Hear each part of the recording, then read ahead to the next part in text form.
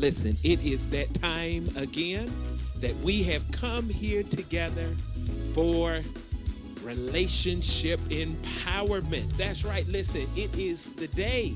Today is the day that, listen, we are coming into your space and place that we might empower your relationship. So listen, you know what we do here at Life Empowerment. You know how we go about doing things. And listen, if you don't know, I'm going to get ready to tell you. Listen, we always begin to share. We always begin to notify people this is the space and place to come. And so, listen, I'm asking right now that, listen, you would begin to go ahead and share this time. That's right. Listen, if you're on YouTube, I'm asking that you share the link. If you're on Facebook, I'm asking that you would share this on your page. So whether that is a watch party or whether that is just sharing this broadcast to your page, listen, I'm asking you to go ahead and let's make it happen. That's right. Listen, this is the time. This is the space. Listen, I want you to also, if you're on YouTube, I want you to subscribe to our channel. I want you to click that bell icon. Listen, if you're on Facebook, I want you to like our page. I want you to follow our page so that you can know when we go live, when you can get those notifications. And so, listen, I just want to thank you so much for being here today. And as we always say, like, share, and follow. Listen, if you are watching this at the live recording of this broadcast, then listen, you can actually put your questions in the comments section. That's right. Your comments there in the comments section. And here's how you can do that. Listen, you can put your comments on the YouTube section. You can put your comments there on the Life Empowerment Facebook page. And listen, we would see those, be able to answer those in real time. And so I thank you for the opportunity to submit your questions. Never feel like the question that you ask is dumb or stupid, because one of the ways that we learn is by asking questions. And so I'm looking forward to us going ahead and getting into part 6 today as we are talking about dangerous expectations in relationships. That's right. Listen, we're talking about dangerous expectations in relationships. And this is part 6. And so, listen, I want you to go ahead and listen. On the screen behind me, I will have information so that you and I can follow along. Now, listen, here's what you understand. And if you're new, here's what I want you to know. Whether you're looking to improve a love relationship, whether it is a familial or a family relationship, that means whether it is in my immediate household or my extended family, whether we're talking about friendships or we're talking about professional relationships, employees and employers, understanding your expectations will bring a new dynamic to the situation. And so as we have been talking about dangerous expectations over these last 5 weeks, today being the 6th week, I'm wanting you to know that, listen, when we are talking about expectations, it is based upon this passage because I understand, and hopefully you understand, that we're spirit, soul, and body. And I know that not everybody that tunes into this broadcast may be a believer. They may not subscribe to the Christian faith. But I believe that most people would subscribe to spiritual principles. And what I'm saying here is that when you look at this particular passage, Proverbs 13:12, reading this from the Amplified Bible, it is highlighting a spiritual principle that is true across the board. So it doesn't matter what type of relationships that we are referencing. This applies to all of them. And so here, it says, hope deferred makes the heart sick. But when desire is fulfilled, it is a tree of life. So listen now, we have broke this down throughout the entire time of this series. But it's worth noting again that, listen, when we talk about that word hope, it's talking about expectation. So you can't have any relationship that does not come with some type of expectation. And so expectation deferred or expectation not met makes the heart, when he's saying the heart, he's talking about the mind, the will, the emotions. Says, listen, expectations not met will make your heart sick. It will make your mind sick. Listen, it will contaminate your will. It will, listen, affect your emotions. But notice he goes on to say, but when desire is fulfilled, when expectation is fulfilled, it is a tree of life. It is enjoyment. It is fulfillment.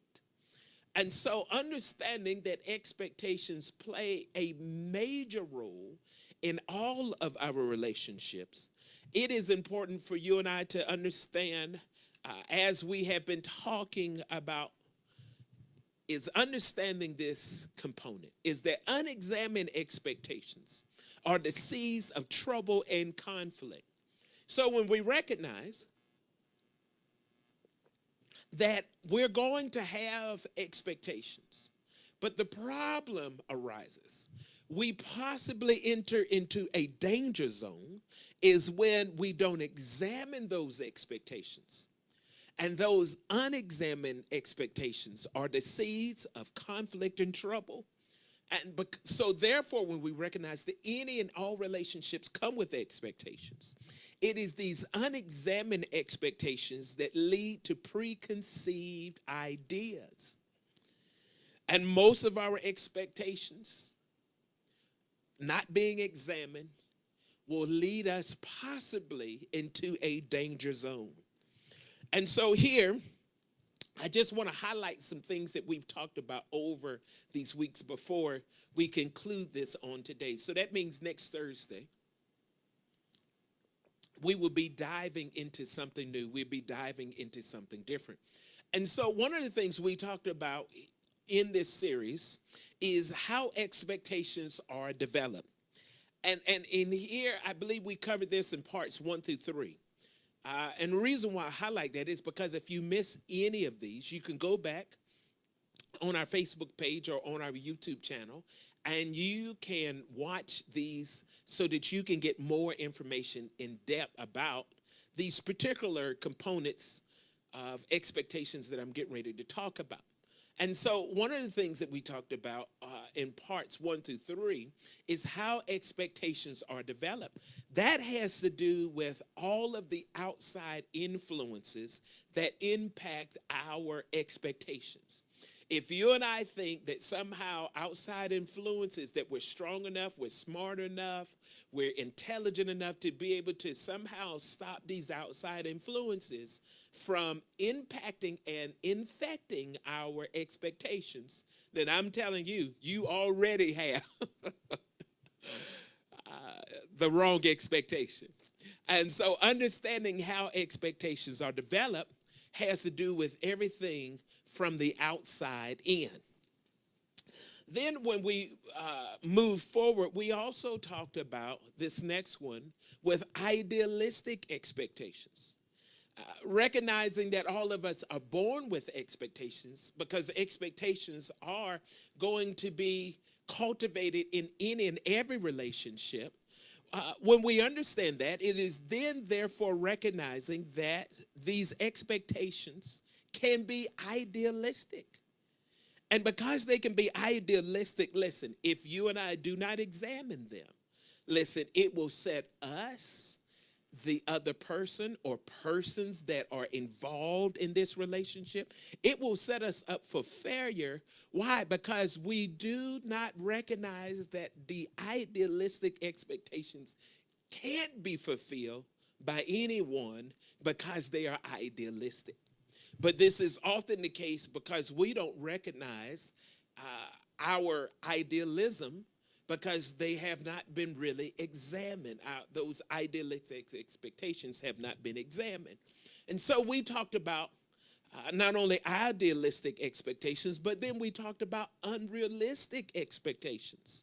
See, unrealistic expectations may sound like idealistic expectations, but the reality is that when we talked about unrealistic expectations, we're talking about those that are non-communicated requests and or non-agreed upon requests. Now, I believe in part 1 or 2, we really broke that down so that you had some real clarity around how to recognize your unrealistic expectations. Then we move forward. Now, once again, if there's any questions that you have, you can put those on the YouTube or on our Facebook page. And so here, the next one that we talked about was unreasonable expectations. Unreasonable expectations. And we were able to really clarify that unreasonable expectations is when a person is not able to fulfill the request due to a lack or a deficiency. And so your expectation may be realistic, but it may become unreasonable in a particular relationship because it is something that is not able to be fulfilled due to a lack or a deficiency. And this usually has to do with the person or persons that this expectation is in connection to. We went on to talk about unfulfilled expectations. Because even though we can talk about unrealistic and we can talk about unreasonable, even for realistic expectations, there is a potential, there's a probability, there is a percentage that that expectation may not be fulfilled. And it could be for a variety of reasons, but at the end of the day, when the expectation has not been fulfilled, when you have not had that fulfillment, you have not had the pleasure, you've not had the joy that was connected to that expectation. Listen, it is recognizing that you and I are going to have disappointment, you and I are going to have conflict, and you and I are more than likely going to have some degree of anger. Now, that anger may be subtle, that anger may be minimal, that anger may actually be high. All depends upon the level of that expectation. But this is important because sometimes when we have not prepared ourselves for an unfulfilled expectation and we feel like we were caught off guard, we felt like somehow we were bamboozled, what happens along the way is that then we sometimes don't take ownership for our lack of fulfillment in this expectation. And we are easy in those moments to cast blame. It is easy to point the finger at someone else. And sometimes the reality is that we did not do our own part when it came to the expectation. And therefore, this is why unfulfilled expectations have to be recognized for what they are, but they also have to be recognized for what they will produce. And this is why you and I have to be able to understand, what does unfulfilled expectations bring? Because if we go back to the passage, it says hope deferred, listen, will make the heart sick. It will make the mind sick. It'll make the emotions sick. It will make the will sick. And sometimes we have lost good relationships due to unfulfilled expectations. Sometimes we've thrown away good marriages because of unfulfilled expectations. And this is something that is plaguing relationships across the board. Sometimes we have lost good jobs. Sometimes we walked away from good jobs. Sometimes we have gotten other people fired simply because of unfulfilled expectations. And when we do not examine the unfulfilled expectation, it will lead to conflict and trouble. And so now, we also talked about this. We talked about how expectations are formed. Now, earlier, I talked about how expectations are developed. How expectations are formed has to do with internal influences. This is not necessarily connected to anything outside. Now, it may have some relationship, but this is more about what is happening on the inside of me.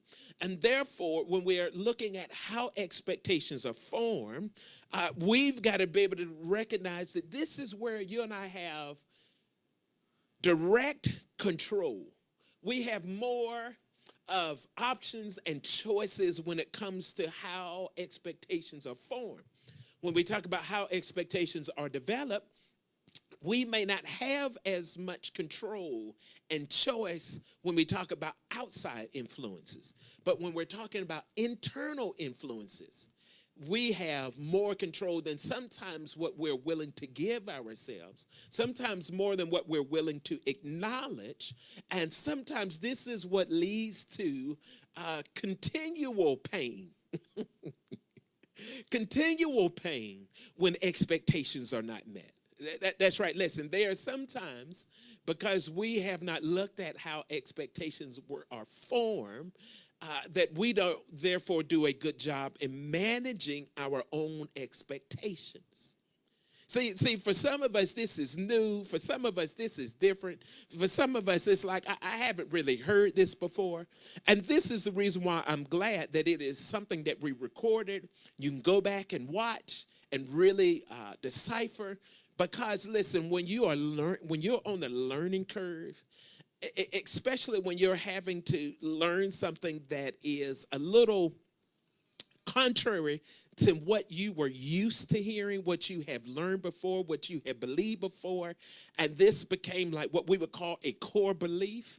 Listen, it's like weeds. You've got to really take time to uproot it so that you might be able to really be in a space and place to now recognize what needs to change, what has to change, and to be able to do something different. And so therefore, listen, I am imploring you that, listen, if you have missed any of these, please go back and watch and learn and really begin to dive into it so that you can really look at what has formed your expectations. What has formed your expectations? I'm looking to see whether or not there are any questions that we have here on YouTube or Facebook. And I am on our Life Empowerment Church page as well as our YouTube channel. So if you're watching this because somebody has shared this, I won't see your questions. Even if you're on my page, my personal Facebook page, which I have shared that, I'm not able to look at that at this point. And so I need for you to come over to Life Empowerment Church page and to be able to put your questions there. Well, the next thing that we talked about was misplaced expectations. We talked about misplaced expectations. And when you're talking about misplaced expectations, this is where we have put expectations in persons or a person, and we haven't vetted them for the expectation. Listen, just simply because you have the expectation and you think that this could or should be done through the person in which you are expecting this to happen, I'm telling you, if you don't vet them, I don't care what category you be setting yourself up for unfulfilled expectations. And it depending upon the scenario, depending upon the need, depending upon the situation, let me tell you, you can be hostile because this expectation wasn't met. But if you really allow the smoke to clear and allow the fire to die down, what I mean by fire, your emotions, and you scale it back, sometimes it's simply because we're guilty of having misplaced expectations because we didn't vet the person for the expectation that we were expecting him or her or them to fulfill. And so listen, and so this week, listen, as we bring this to a close, I want to talk about 7 ways to examine expectations. I think if you use these 7 ways to examine your expectation, I think it's almost like a quick cheat sheet for you to be able to kind of check yourself.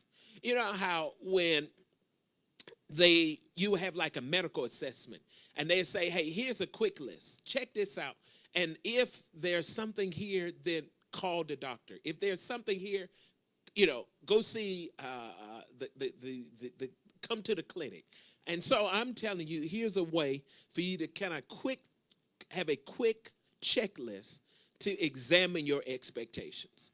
And so here, number one is, have I checked my expectations with the Lord? Now, listen, for those that are watching this and you don't subscribe to the Christian faith, I get it. But here's what I'm saying to you, that there is this sense that simply because is my expectation, is my desire, this is what I want, this is what I am declaring, and it's in relationship with another person, then somehow I'm entitled to it. And because I'm entitled to it, I don't really check to see whether or not this is even something, not necessarily right or wrong, but this is something that is approved. And for those of us that have a higher allegiance to God, that we have a higher allegiance to the Lord Jesus Christ, it is sometimes being able to check in and being able to say, you know what, Lord, here's what I'm expecting. But is this something that I should even be expecting? Because it may be that what you are expecting is not being given approval from heaven's sake. And sometimes that makes all the difference in the world. Because now, you know what that would mean? I've got to bring my expectation under subjection. That means that I've got to kind of put this to the side, because this is not something that I should be pursuing at this moment. Let me throw out number two for you. Number two is, have I asked and explained to, and you fill in the blank, who's the person, to meet this expectation? Let me say that again. Have I asked and explained to whomever to meet this expectation? Because sometimes when it comes to expectations, remember, unrealistic expectations are those that are non-communicated and non-agreed upon. And sometimes when we're talking about our expectations, we think simply because I asked you, you should do it. Simply because I told you about it means that it should be a guarantee. And there's that portion. Then the next portion is, sometimes I'm asking about an expectation, and you know what? This person doesn't even understand the expectation. And so you're asking and not explaining, and then disappointed when it doesn't happen. I give you a case in point. You ask somebody to go to the store for you. They say, okay. But let's say in context, you're cooking a special meal. Maybe it's a holiday meal. Maybe it's a guest that's coming over. Maybe it's a special time. And so this is not like a regular meal. This is a meal in which your expectations are higher. And you ask the person, hey, can you go to the store and get me some cheese? So the person goes to the store and gets you some cheese, and they come back with the wrong kind of cheese. Now, in your mind, maybe you had block cheese. Maybe you had shredded cheese. Maybe you had mozzarella cheese. Maybe you had Mexican cheese. It could have been a variety of cheeses that you had in your mind. But simply because you told them to go to the store and they agreed, and you asked them to get cheese, and they didn't come back with what it was that you had in mind, you know, the problem there is that you didn't explain it. And how many times is it that we have been in a relationship and that thing did not happen the way that we had imagined, we had desired, we had anticipated, only to be mad and upset with the person? But then once we cool off and we actually think about it, and sometimes somebody has to come back and check us on it, the reality is I never explained that expectation. And therefore, this is why it led to disappointment and it led to unfulfillment. And so you have to ask yourself, remember, this is a quick cheat sheet on how to really examine my expectations. Number three, notice now, do we both have expectations in this area? Do we both have expectations in this area? And not only that, notice now, how are they alike or different? This really is in reference to the fact that when we have expectations, that sometimes the very expectation that we are discussing or that we have this desire towards, the other person may have some expectations that also are a part of that expectation fulfillment. You take, for example, I'll go back to a dinner. Well, you're thinking, okay, this is what I want for dinner. Well, you know what? The other persons that are in your family, the other persons may have some input about what they also would like to have for dinner. Now, I'm not trying to say that this has to be some democratic discussion all the time, but what I am saying is that when we have these expectations, part of the checklist is to be able to check in and say, do you have any input with these expectations? If so, how are they different? How are they alike? And I'm saying that these are the kind of things that hopefully we would do on the pre-side, not on the post side. Sometimes when we are in pain and there has been the unfulfillment and we're really wrestling with the agony that this unfulfillment has brought about, sometimes we're not willing to really do a check and to really have some kind of accountability. Sometimes we're like, hey, it didn't happen. I don't like this. I'm upset. And we're ready to just kind of write the other person off. We're ready to just kind of cast guilt and blame to them and just draw a conclusion. But I am really encouraging you and hopefully showing you the need for you to really check yourself, maybe check even in with them. Now, there may be a timing to this, but I'm talking about the goal at some point being able to do just this so that we can really be able to look back and say to ourselves, how much did I not include them in this expectation when they had sometimes just as much riding on it? They had just as much that was important to them for the fulfillment of this expectation. Number 4, checking to see whether or not we have any questions. I don't see any questions. All right, number 4, do I have a right to my expectations? Ooh, man, I'm telling you, listen. Have you ever thought that maybe your expectation could be an inconvenience? Have you ever thought that maybe your expectation could be at the wrong time? It could be at the wrong place. And simply because you have an urge, simply because you have a desire, simply because you have this notion that, hey, here's what I would like to see fulfilled at this time. Have you ever thought that maybe now is not a good time? Now is not the right time? And so therefore, simply because I have it doesn't mean that I have a right to it. And therefore, this is why I'm sharing with you that this is how we check ourselves. Because remember, expectation not met, hope deferred makes the heart sick. See, listen, at the end of the day, if I don't check me, I am going to have to deal with the other side of disappointment and unfulfillment and regret. And listen, and sometimes if I don't really handle those sort of letdowns well, then see, it's going to have a domino effect. And so I go from being angry to now being wrathful to now being bitter. And it has done just multiple damage to who I am. And I would tell you that I don't care what it is. There's nothing that is worth that kind of internal long-term damage.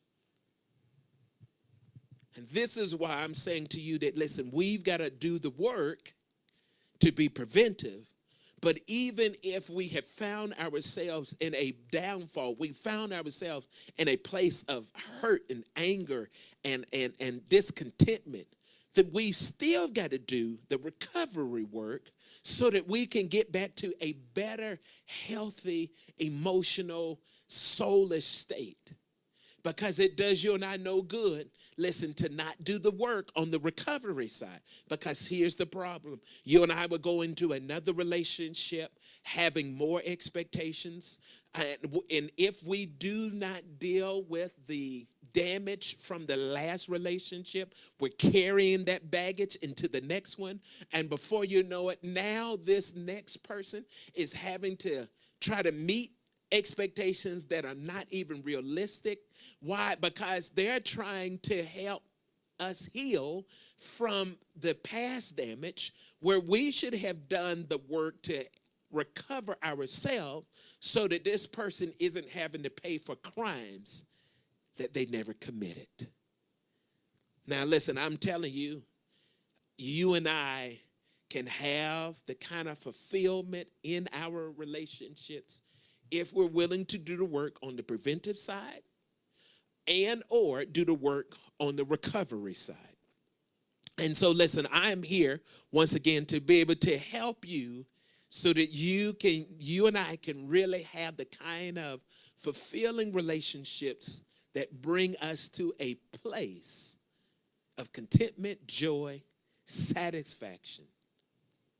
All right, listen, number 5. Let's look at number 5. We're talking about 7 ways to examine our expectations. Number 5, where do my expectations originate? Where do they originate? Remember we talked about how my expectations are developed versus how my expectations are formed. Expectations that are developed have to do with outside influences. Expectations that are formed have to do with internal influences. And sometimes there's a bridge between the outside and the inside. But at the end of the day, listen, I have to have control. I have to have management. I have to be able to make some real decisions so that at the end of the day, I can live with me. See, at the end of the day, if a relationship goes bad, something goes sour, even if I cut that person off, and sometimes we have to do that because they're too toxic. Sometimes we have to do that because they are so unhealthy and they're not willing to do the work. So I'm not trying to say that we don't have to do that at times. But what I am saying, even when we have to do that or we don't have to do that and we're working on repairing and mending the relationship, we still have to live with us. And I'm telling you, I think that a lot of times people do not know how to live with themselves, live with past tragedies, live with past mistakes, live with past bad decisions, bad outcomes. And I'm telling you why. It's because we don't do the work. And I'm encouraging you and I, listen, to learn what the work we need to do, as well as doing the work that we need to do. I'm going to say it again. Learning the work that we need to do, and then doing the work that we have learned to do. I'm looking to see if there are any questions. Okay, I'm going to go forward. Number 6, am I hurt in any way, shape, or form if this expectation is not fulfilled? See, I think if I can have some real awareness on the pre-side, I can have some real clarity on the pre-side. Let me tell you, this can help with my communication with the person. This can help with my own kind of protectiveness as it relates to moving forward. Because there's sometimes I'm taking a risk. Sometimes I'm taking a greater risk. And whether it's small or great will help me to know how to manage me. Sometimes when I can look at this on the recovery side, I can then come back and look and say, oh, you know what? Here's what I could have done to help insulate myself a little more. I'm not trying to say that you won't ever have any pain or trouble or conflict as a result of having gone through this checklist, having done all the pre-work that's possible, and still come out with something not happening according to the communication, according to the design. I'm not trying to say that that won't happen.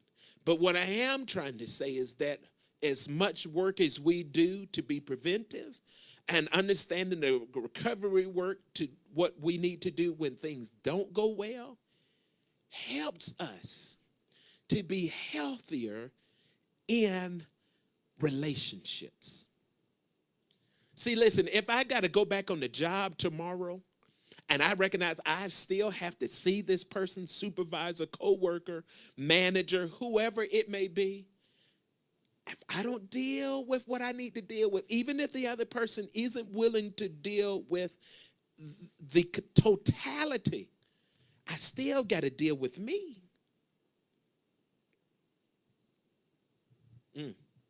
I don't know about you, but I think I'm really enjoying this.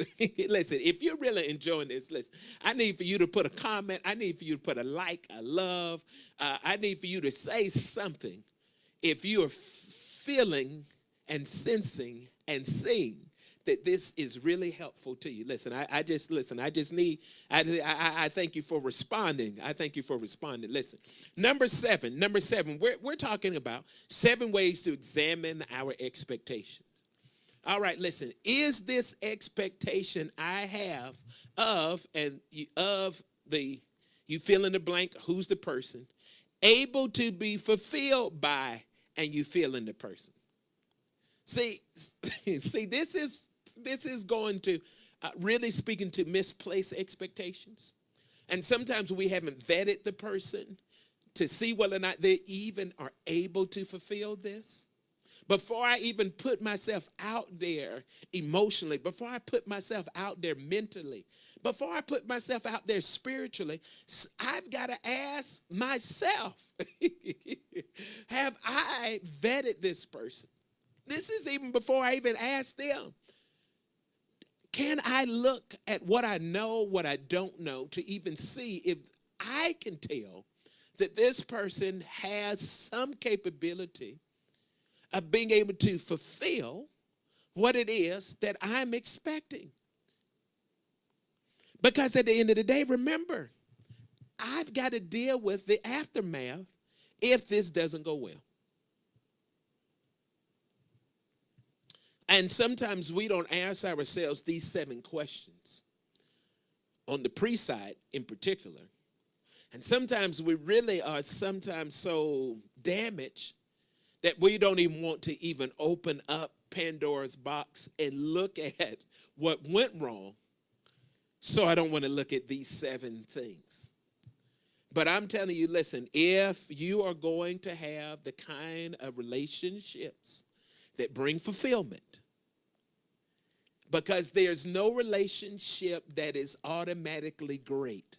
I don't care whether you talk about, listen, we got good chemistry. I don't care if you talk about this is my soulmate. I don't care if you feel like, hey, listen, this is my BFF. I'm saying to you that none of those components come without work. You've got to do the work in order to bring that relationship, cultivate that relationship to a place of fulfillment. Now, here's an exercise that I would encourage you to do. Here's an assignment that I would give you to do with relationships that matter. I'm not trying to say you do this with any and all relationships, but I think the ones that matter, I think this is a good exercise. It's to write down 10 expectations that you have of someone else.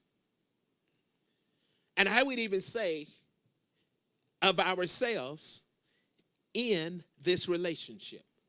What are the expectations that I have of him or her or them?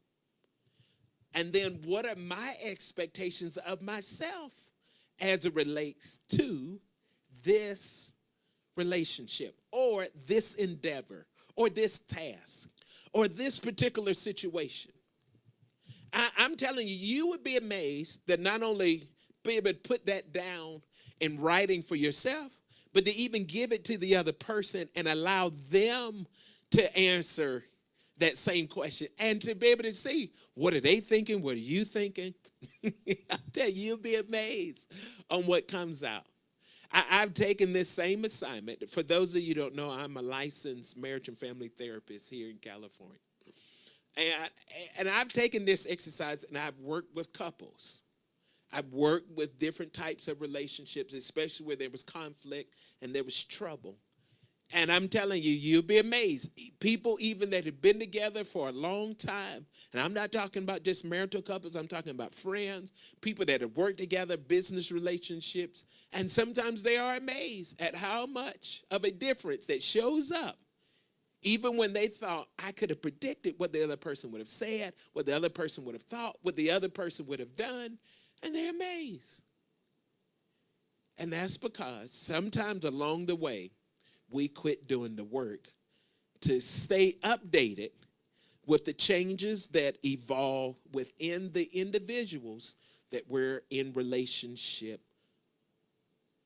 And therefore, we sometimes start operating off of an old script. It's like that was true 5 years ago. That's not true today. That's if you think about it, more than likely, you're not who you were 5 years ago. I would say even with the pandemic, some of us are not even who we were a few months ago. Some of us are not who we were in January. This has changed dynamics. And therefore, if somebody is trying to operate in relationship with you based upon what was something that was true some time ago, they could be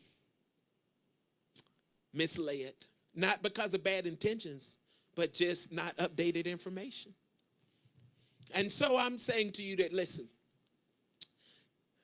whether this has to do with improving a love relationship, a familial relationship, family relationship, friendships, professional relationships, employers, employees, understanding our expectations will bring a new dynamic, listen, to who we are, what's happening, how things are going, so that we can have the kind of clarity surrounding our expectations that bring fulfillment. Because listen, we can't violate this principle. We can't violate this principle as we look at what is happening within the dynamics of our heart, our mind, our will, our emotions. And therefore, listen, I'm telling you that I'm here to be able to help you maximize your relationships. But I'm also here to help you understand what goes wrong, what goes right, and to hopefully figure out why, so that you can have the kind of clarity that brings about results and fulfillment and satisfaction. And it causes you to not lose so many, but to really repair the ones that have gone, that have broken, the ones that have gone wrong, to get rid of the ones that are just not really on the same track, and to find the new ones that are operating with the same kind of plan that you and I are striving to operate within our relationships. And so listen, this has been Ruffin' It today. Listen, this has been relationship empowerment.